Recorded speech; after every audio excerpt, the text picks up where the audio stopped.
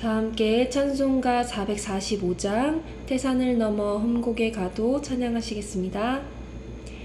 찬송가 445장 태산을 넘어 험곡에 가도 함께 찬양하시겠습니다.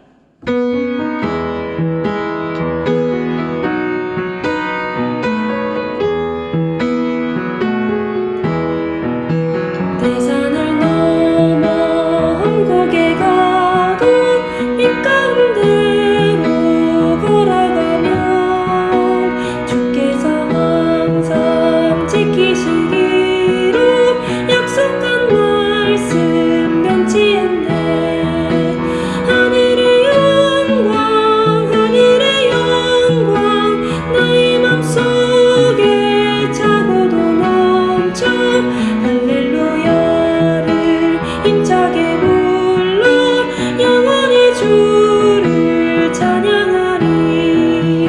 깜깜한 밤에 다닐지라도 주께서 나의 길 되시고 나에게 밝은 빛이 되시니 길 잃어버릴 염려 없네. 하늘의 영광 나의 맘속에 차고도 넘쳐 할렐루야를 힘차게 불러 영원히 주를 찬양하리. 광명한 그 빛 마음의 바다 찬란한 천국 바라보고 할렐루야를 힘차게 불러 날마다 빛에 걸어가리. 하늘의 영광 나의 맘속에 차고도 넘쳐 할렐루야를 힘차게 불러 영원히 주를 찬양하리. 하늘의 영광 나의 맘속에 차고도 넘쳐 할렐루야를 힘차게 불러 영원히 주를 찬양하리.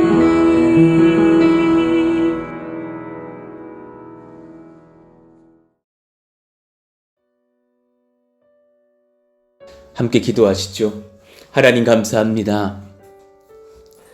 귀한 새벽을 허락하여 주시고 우리를 주님 사모하는 마음의 백성들로 새롭게 또 변화시켜 주시는 은혜로 말미암아 이 새벽 예배를 사모하며 말씀을 사모하며 기도하기를 기뻐하는 하나님의 일꾼으로 변화시켜 주심에 찬송을 드립니다. 변화시켜 주신 것이 하나님의 은혜인 것을 우리가 고백합니다. 일전에 우리가 주님 알지 못할 때에 내 스스로 살기를 기뻐하며 내가 주인 된 것을 기뻐하며 하나님을 잘 알지 못하며 예배함의 기쁨을 알지 못했는데 이제 예배함이 기쁜 것과 주님을 사모하며 주님께 모든 것을 의탁하려고 기도하는 심령의 변화를 허락하여 주심에 감사와 찬송을 올려드립니다. 새벽 설교를 또한 같이 나누고 또한 들으면서 성도들 중에서 또 문자로 나의 삶이 기쁨이 가득하다고 나의 삶의 변화가 큽니다 고백하시는 분들이 있기에 또한 찬송을 올려드립니다. 우리의 모든 예배 시간들을 통하여서 우리 주님께서 우리에게 친히 말씀하시기를 원하며 우리가 주님 앞에 또 하나님 그 심령의 기쁨과 자유함과 변화와 안식을 얻는 하나님 앞에 그런 큰 은혜가 풍성하기를 원하고 기도합니다. 하나님, 내 자녀가 변하기를 원합니다. 내 남편이 변화되기를 원합니다. 소망하는 그런 기도의 제목들을 종종 듣고 기도하게 됩니다. 또 평택에서 또 가까운 지인들의 또 성도님들의 전화를 받으면서 내 자녀가 변화되어져서 푸르스동산교회 출석하기를 원한다고 또 내 아이가 내 자녀가 그렇게 주님을 만나 이 교회에 예배하며 같이 변화되기를 원한다고 기도하고 전화를 주시는 분들을 또 만나게 됩니다.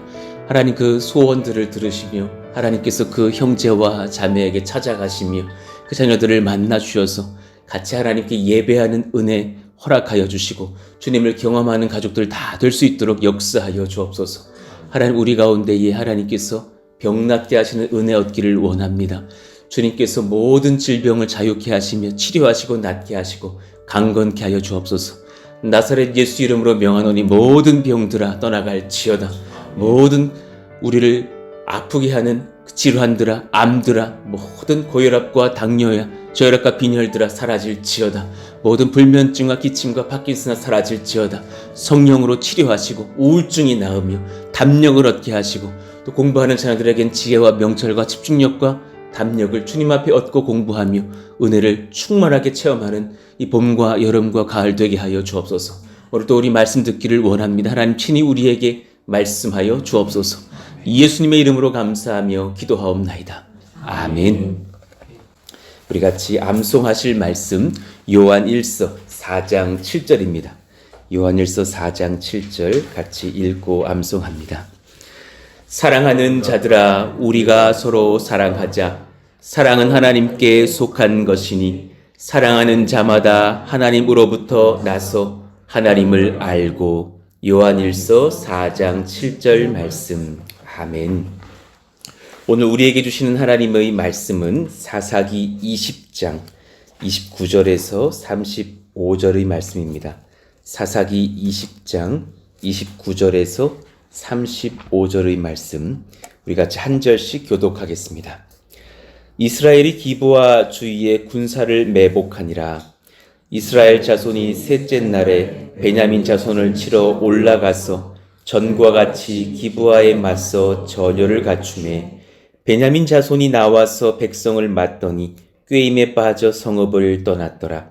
그들이 큰 길, 곧 한쪽은 베델로 올라가는 길이요 한쪽은 기브아의 들로 가는 길에서 백성을 쳐서 전과 같이 이스라엘 사람 30명 가량을 죽이기 시작하며 베냐민 자손이 스스로 이르기를 이들이 처음과 같이 우리 앞에서 패한다 하나 이스라엘 자손은 이르기를 우리가 도망하여 그들을 성읍에서 큰 길로 꿰내어자 하고 이스라엘 사람이 모두 그들의 처소에서 일어나서 바알다말에서 전열을 갖추었고 이스라엘의 복병은 그 장소 곧 기브아 초장에서 쏟아져 나왔더라.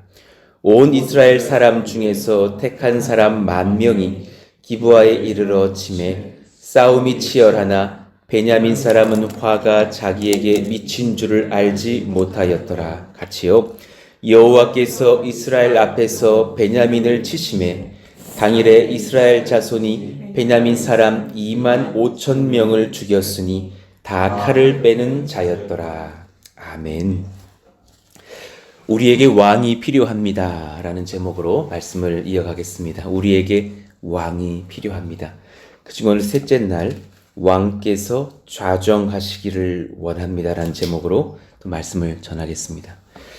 하나님께서 기쁘게 여기시는 전쟁이 아닌 자녀들 간의 살인이 일어나는 전쟁 중인 이스라엘 상황을 우리가 지금 수일간 보고 있죠.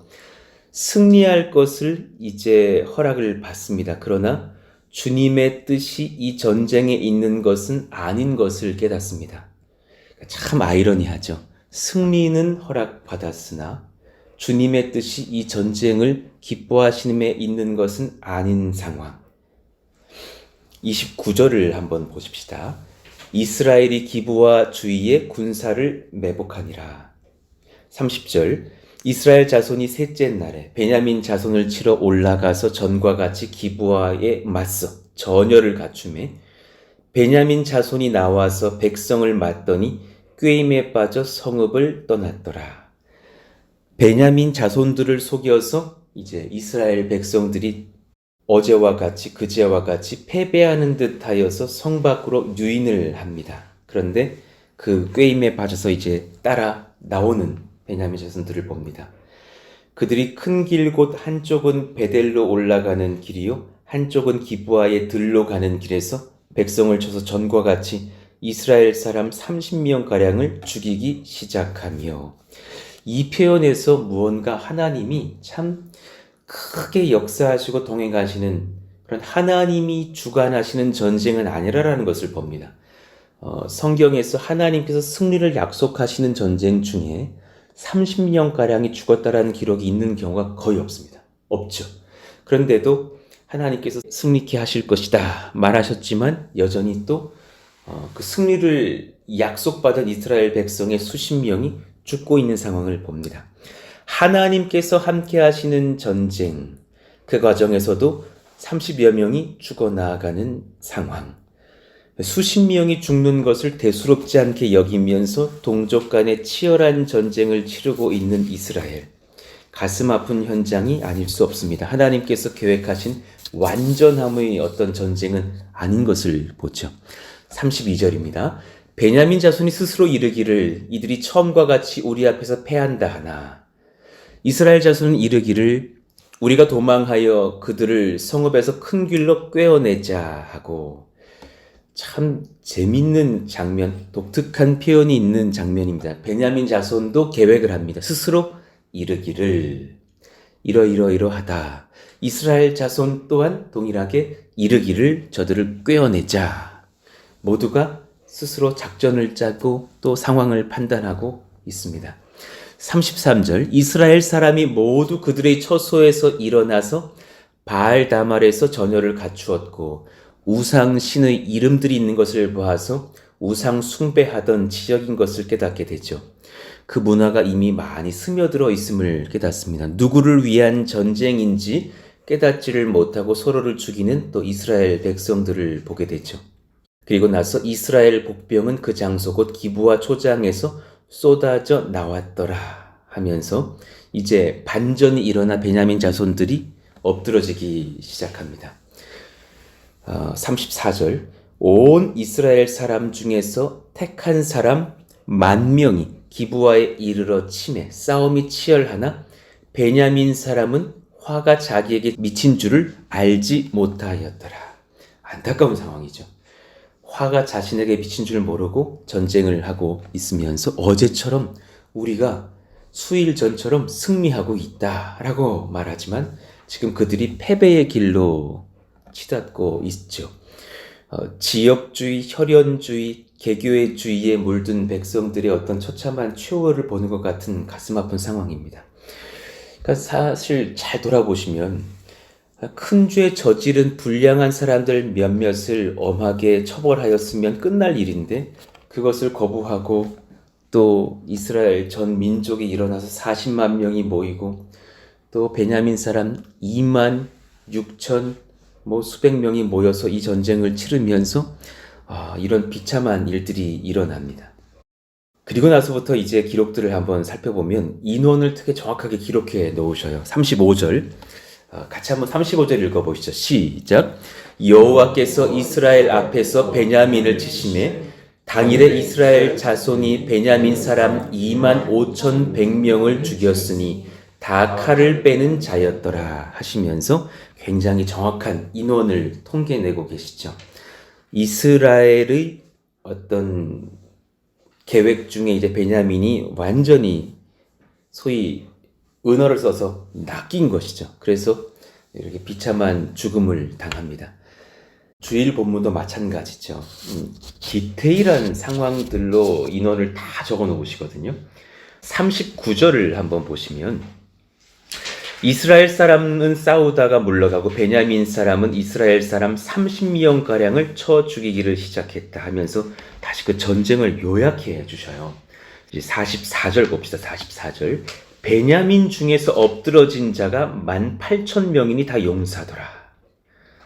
엄청난 인원이 죽습니다. 45절 그들이 몸을 돌려 광야로 도망하였으나 림몬 바위에 이르는 큰 길에서 이스라엘이 또 5,000명을 이삭 죽듯 하고 정말 가벼운 방식들로 어렵지 않게 5,000명이 사망했다.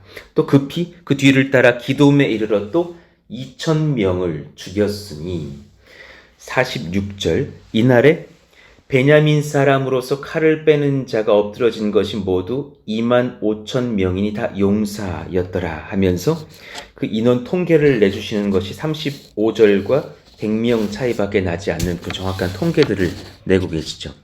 결국 이 전쟁으로 이스라엘 연합군은 승리하고 베냐민은 패배합니다. 그래서 비참한 성과를 기록해내고 있는 성경 기록을 봅니다. 베냐민의 몰살, 그리고 이스라엘은 승리한 듯하나 이게 승리가 아닌 승리인 것을 이스라엘이 느끼죠. 동족들을 죽이는 오명을 뒤집어 쓰는 이스라엘 전 군대의 승리, 수만 명을 죽게 한 수치스러운 또 승리이면서 동시에 이스라엘 전체의 패배입니다. 얼마나 비참한 이제 형국으로 치닫느냐. 베냐민 모든 남자들이 죽어서 단 600명이 살아남습니다. 47절, 베냐민 사람 600명이 돌이켜 광야로 도망하여 림몬 바위에 이르러 거기에서 넉 달 동안을 지냈더라. 이 사람들만 살아남습니다. 그리고 나서 더 비참한 기록이 있는데요. 이스라엘이 베냐민의 모든 성읍의 민간인과 가축을 죽여서 몰살시킵니다. 48절. 이스라엘 사람이 베냐민 자손에게로 돌아와서 온 성읍과 가축과 만나는 자를 다 칼날로 치고 닥치는 성읍은 모두 다 불살났더라. 이제부터 전쟁이 아닙니다. 이때부터는 학살입니다. 하나님의 뜻을 넘어섰습니다. 이제 그냥 어떤 베냐민의 형제들 몇몇 혼내주면서 너희들 그러면 안 돼, 이런 전쟁이 아니라 이제 그 분노와 광기로 들어가는 상황으로 이제 내딛는 거죠. 그래서 너무 끔찍한 상황 아닙니까? 베냐민 한 지파에 성인 남자 600명을 빼고서 모조리 어린아이까지 다 죽여버리는 상황, 닭 한 마리까지 다 죽였다라는 거니까 피바다가 일어납니다. 너무 끔찍한 일이죠. 죄를 꾸짖으려는 복수의 내전이 분노의 학살로 변질되는 상황입니다. 하나님의 영광을 가리는 실로 엄청난 죄악의 현장이었습니다. 하나님이 거룩하게 세우신 베냐민 한 지파를 몰살시키는 이스라엘 형제들을 봅니다. 본인들도 좌절을 경험한 전쟁이 되었고 하나님 앞에 큰 죄가 되었습니다. 참, 이 말씀을 보면서 우리가 하나님을 놓친 사람이 되었을 때에 스스로 얼마나 나약한가 묵상하게 되었어요. 스스로 얼마나 나약해질 수 있는가. 기독교인이 가장 경계해야 될 단어 한마디가 있다면 스스로인 것 같아요. 스스로. 그죠? 스스로. 내 스스로 뭔가 하려고 할 때 진짜 나약해질 수 있는 존재들이 사람이 아닌가. 하나님 놓친 사람의 스스로라는 그 단어, 그 주장을 하는 내 스스로가 얼마나 나약해질 수 있고, 얼마나 잔인해질 수 있고, 얼마나 흉악해질 수 있는가. 나 스스로 얻은 승리가 하나님 앞에서 승리가 아닙니다. 나 스스로 얻은 승리가 주님 앞에 승리가 아닐 수 있다. 35절의 말씀처럼요. 25,100명을 죽였으니 다 칼 빼는 자였더라라는 승리를, 그 쾌거를 이루어내지만 지금 이 스스로의 전쟁 속에서 내 형제를 죽이면서 하나님을 가슴 아프게 만드는 전쟁이 아니었을까. 스스로 승리할 수 있다고 여기는 백성들의 승리가 아니라 사실 말씀을 묵상해 보니까요. 스스로 승리할 수 있다고 여기는 하나님의 백성들의 교만을 치시는 전쟁이었던 것 같아요. 결국 이스라엘도 패배했고 베냐민도 패배하는 전쟁이죠. 두 번째, 나 스스로 드러내려는 의가 하나님 앞에서 악이 될 수 있음을 깨닫습니다.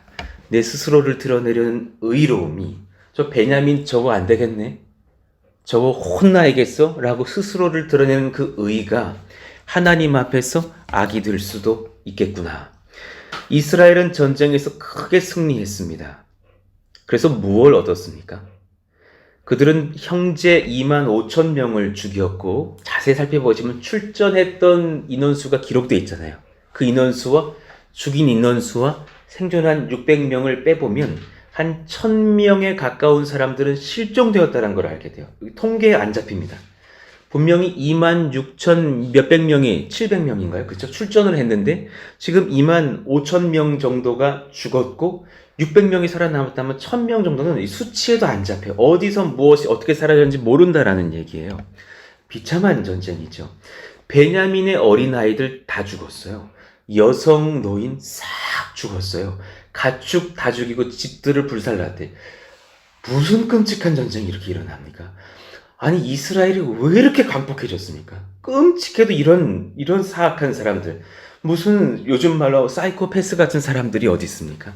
그 전쟁을 일으켜내는 그 악이 남은 거예요. 사사기 21장 2, 3절에 결국 그들이 뭐라고 말합니까? 월요일 본문이지만 백성이 베델에 이르러 거기서 저녁까지 하나님 앞에 앉아서 큰 소리로 울며 이르되 이스라엘 하나님 여호와여 어찌하여 이스라엘에 이런 일이 생겨서 오늘 이스라엘 중에 한 지파가 없어지게 하시나이까? 왜 하나님 이제 와서 원망하는 거예요? 본인들이 다 죽이고 나서 어찌하여 이렇게 됐습니까? 하나님 앞에 오히려 원통하다 기도를 해요. 그들은 전쟁의 승리 이후 깨달았어요. 승리한 게 아니구나. 내가 하나님께서 세우신 이스라엘 한 지파를 없애버리는 정말 큰 죄악을 저질렀구나. 그리고 나서 주님을 탓합니다. 어찌하여? 이것이 사람이 스스로 의롭다 말할 때의 결과일 수 있겠구나. 한 가지 분명한 것을 입증해 주셔요, 주님께서. 하나님께 겸손히 묻지 않는 모든 우리의 선택이 이기적일 수 있겠다. 하나님께 겸손히 묻지 않는 우리의 모든 선택은 참 이기적이다. 죄를 꾸중하려는 복수심이 한 지파를 학살하는 지경에 이르렀습니다. 그러니 제가 어제 이 말씀을 묵상하면서 20장의 말미를 보면서 이 성경이 말하고 있지 않은 그 무건의 진리 몇 가지를 적게 되었어요. 주님이 딱 시원하게 말씀으로 적지 않으셨으나 무건으로서 선포하시는 진리 몇 가지가 있는 거예요. 첫 번째, 사람에게는 스스로 왕이 될 자격이 없다. 맞죠? 사람은 스스로 왕이 될 자격이 없습니다. 두 번째, 사람에게는 거룩하신 왕이 필요하다. 우리가 왕 될 수 없고 한 분 거룩하신 왕이 필요하구나. 그리고 그 왕이 좌정하셔서 통치하실 때에만 사람은 소망을 얻는다. 다시 한번 세 가지를 말씀드려 볼게요. 사람은 스스로 왕이 될 자격이 없다. 왕 될 자격이 없습니다. 이요한 목사가 마땅히 푸른수동산 교회에 사람으로서 지혜롭게 이 교회를 이끌 담임 목사의 자격이 전혀 없다. 완전히 없습니다. 전혀 없어요.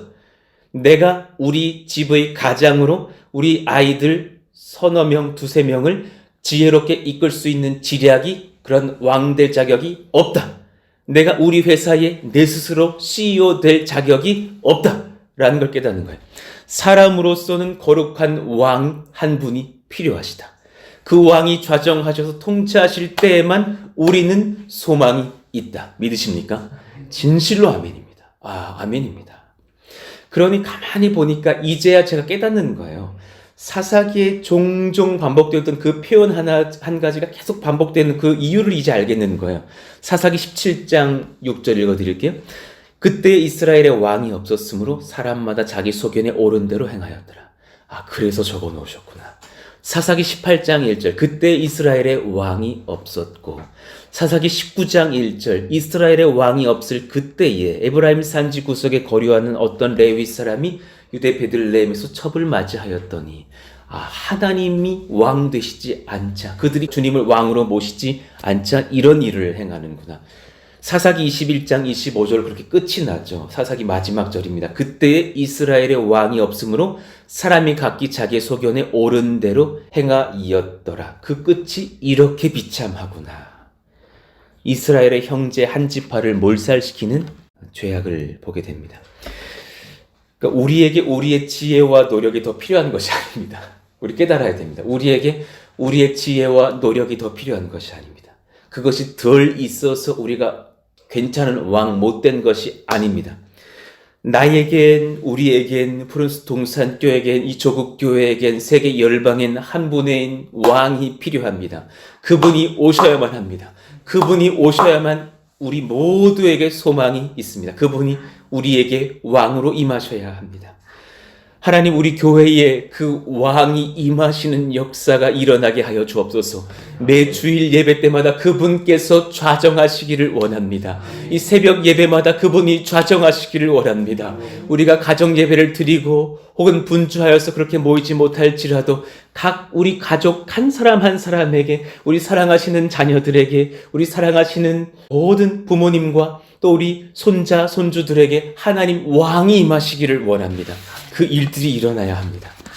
사무엘상 8장 5절, 그에게 이르되 보소서, 당신은 늙고 당신의 아들들은 당신의 행위를 따르지 아니하니 모든 나라와 같이 우리에게 왕을 세워 우리를 다스리게 하소서 한지라. 그런 왕이 지금 아니잖아요. 어떤 사람 좀 세워달라는 그 왕이 아니기를 원합니다. 진짜 완전하신 왕을 성경은 예언하고 있었죠. 구약 성경은 예레미야 23장 5절을 통해서 말씀하셨습니다. 들어보십시오. 여호와의 말씀이니라. 보라, 때가 이르리니 내가 다윗에게 한 의로운 가지를 일으킬 것이라. 그가 왕이 되어 지혜롭게 다스리며 세상에서 정의와 공의를 행할 것이며 하셨습니다. 하나님, 그 왕이 누구십니까? 이제 그분이 누가복음 1장에서 선포됩니다. 우리 누가복음 한번 찾아보실까요? 누가복음 1장 31절, 32절, 33절, 그분의 이름이 소개됩니다.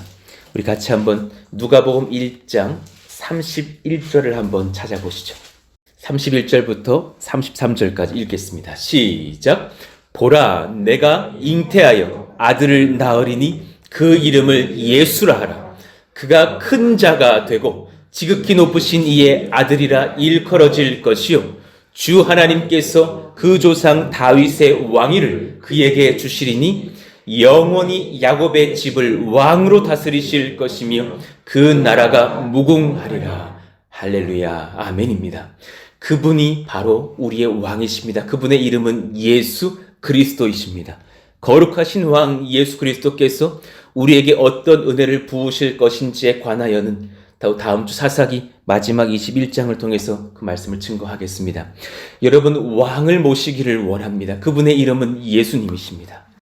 공부하는 어떤 형제가 그러는 거예요. 목사님, 어떻게 하면 공부의 그 디테일한 방식을 알 수 있을까요? 그 방식을 이제 그 형제에게 알려줘요. 그런데도 공부할 때 두려움이 임한 것이죠. 그 형제에게 축복하면서 이 말씀을 전합니다. 당신에게 공부의 디테일이 더 필요한 것이 아니라 그 공부의 현장에 거룩한 왕을 모셔야 합니다. 예수님을 함께 모셔두시고 그 예배의 현장에서 공부하는 그 왕과 함께하는 예배 공부 현장 되기를 원합니다. 우리 모든 직장에서, 가정에서, 우리의 모든 삶의 현장에서 그 왕을 모시기를 원합니다. 오늘 이 찬양 한번 불러보시죠. 그 예수 우리 왕이여 이곳에 오소서라는 찬양이 있는데, 이 고백을 한번 하나님 앞에 올려드리면서 같이 기도하기를 원하며 우리 뜨겁고 간절한 마음으로 사모하는 마음으로 한번 불러보시죠. 예수 우리 왕이여 이곳에 오소서. 보좌로 주여 임하사. 찬양을 받아 주소서. 찬양을 받아 주소서. 주님을 찬양하오니, 주님을 경배하오니, 주님을 경배하오니. 왕이신 예수여 오소서. 좌정하사 다스리소서. 우리 한 번 더 부를까요? 예수 우리 왕이여 저에게 임하시기를 원합니다. 이곳에 오소서. 보좌로 주여 임하사. 찬양을 받아 주소서. 아멘. 주님을 찬양하오니 주님을 경배하오니 주님을 경배하오니 왕이신 예수여 오소서 좌정하사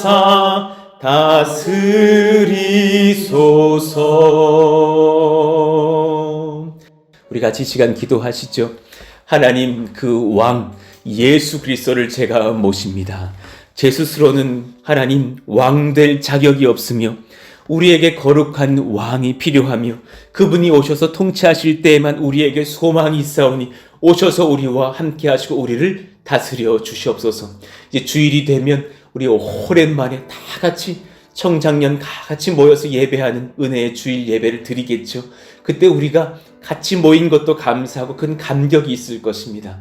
또 어린이 주일, 어버이 주일을 함께 또 기념하면서 같이 서로를 축복하는 시간들도 있겠죠. 그러나 더 귀한 것이 한 가지가 있습니다. 그 예배에 왕이 자정하신다라는 사실입니다. 예수님 오셔서 그 예배 가운데 임하시고 홀로 영광 받으시며 우리를 통치하신 거룩한 예배가 되게 하여 주시옵소서.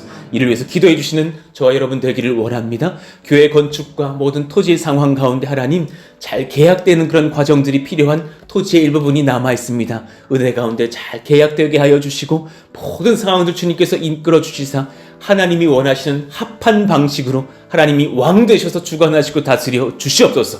오늘 말씀을 기억하시면서 주여 부르짖고 기도합니다. 주여! 하나님 감사합니다.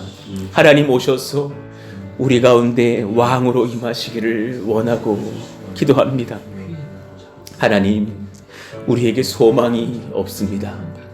우리가 왕 되어서 우리가 옳고 그름을 판단하며 서면 우리는 한 가지를 저지르고 맙니다. 살인하며 미워하며 광기의 행동을 하면서 한 가지, 우리 스스로는 왕 될 수 없음을 고백할 수밖에 없는 나약한 죄인인 것을 깨닫습니다. 예수님이 우리의 왕 되신다고 성경은 예언하였고 누가복음 1장의 귀한 말씀은 그분이 오셨으니 그의 이름은 예수님이시라고 그 왕을 우리가 모실 준비가 필요하다 말하시지 않습니까? 그분이 오셔서 우리를 좌정하사 다스리시는 거룩한 예배의 현장들로 주여 인도하여 주시옵소서.